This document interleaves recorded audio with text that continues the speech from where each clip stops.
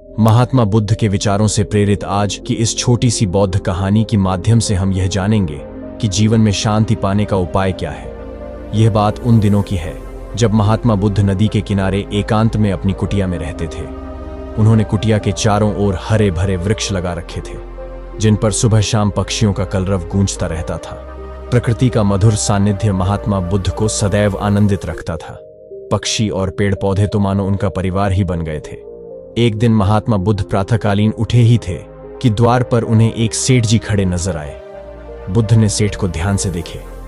सेठ अत्यंत चिंताग्रस्त नजर आ रहे थे। बुद्ध ने सेठ को यहां आने का कारण पूछे तो सेठ ने अपनी समस्या बताते हुए बुद्ध से कहा, महाराज, मेरे पास विशाल संपदा है, भरा पूरा परिवार है और मुझे कोई शारीरिक कष्ट भी नहीं है। फिर भी मुझे नींद नहीं आती है। रात भर करवटें ही बदलता रहता हूं। आप कृपया मेरी इस समस्या का कोई उपाय बताइए।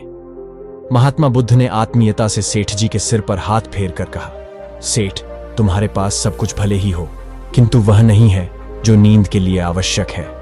सेठ ने अचरज से पूछा, वह क्या है महाराज? बुद्ध ने कहा, तुम चारों ओर चिंताओं से घिरे हुए हो।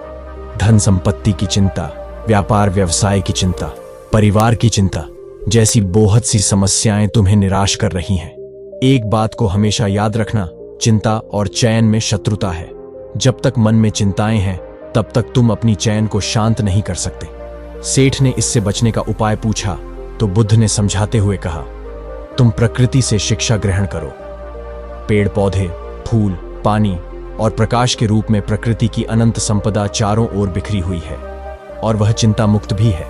अगर तुम इनसे प्रेरणा लेकर अपना जीवन भी उसके अनुरूप बना लोगे तो तुम्हें न केवल नींद आएगी बल्कि अतीव शांति महसूस होगी।